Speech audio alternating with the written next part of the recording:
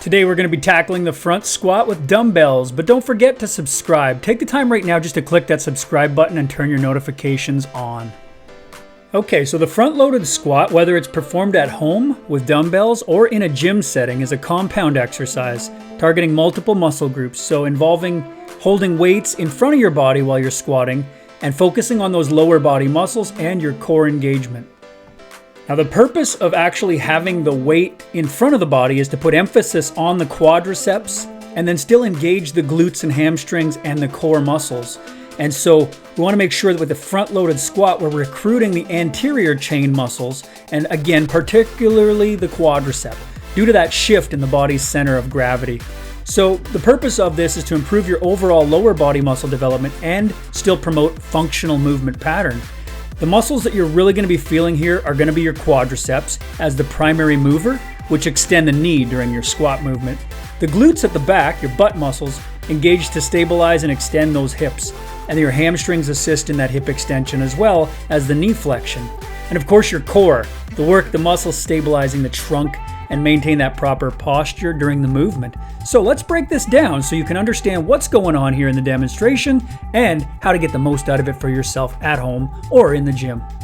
As always, remember that proper form is crucial to maximize the effectiveness and minimize your risk of injury. So ensure that your knees are tracking in line with your toes and maintaining a nice straight back posture, and control the movement throughout the exercise. I want you to start with lighter weight, master the move and the form before you gradually increase the resistance for a greater challenge and more muscle engagement.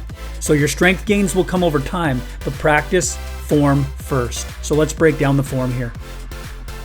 So as you can see in the case of the home version here with the dumbbells, we're keeping the dumbbell close to the body, up in the shoulder and clavicle bone area. We're not actually just holding it out front of the body, just resting it as part of the front of the chest and upper clavicle area.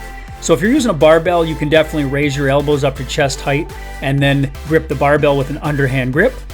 But with the dumbbells, you're just holding them in that bicep curl top position and resting them very close to the center around your clavicle bone.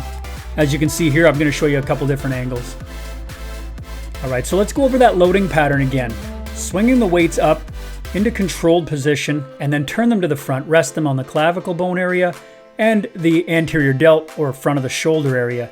You don't have to hold them out away from your body. You want them close to the center so we don't risk any back injury. Feet should be spaced at hip width apart, knees tracking in line, and then you're going to work on the drop down. So in the drop down, you want to make sure first of all that you brace your core for the back support.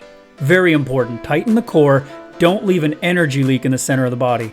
The next thing you want to do is we're going to slide the hips back while bending your knees. This is going to allow the pressure to go towards the heel and mid-foot as you're pushing into the floor. And you're going to carry that weight down through the hamstring and glutes, as we mentioned. And then when you push back off, you're going to drive through the feet into the floor and use your quadricep muscles to push back up, front pressure, front load.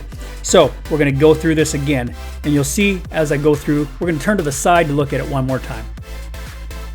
So we want to get started with the weight in place, brace the core for back support. Now slide the hips back and bend the knees. This is going to allow you to drop down to a controllable depth.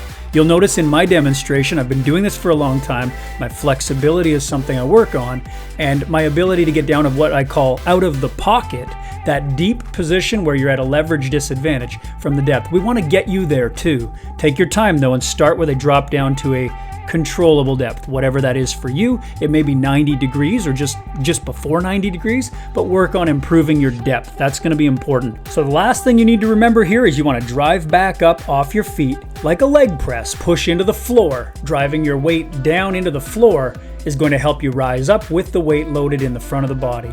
And that's the most important thing you need to maximize a front-loaded squat. Remember these tips and strategies, watch this video as many times as you need to get the form right. Practice form first, add weight as a second, and then make sure you breathe in on the way down and exert force and breathe out on the way up. And that's it for today. And as always, please subscribe to the channel, turn on the notifications, and like this video to help us with the algorithm and to support us in bringing you more great content here on our channel.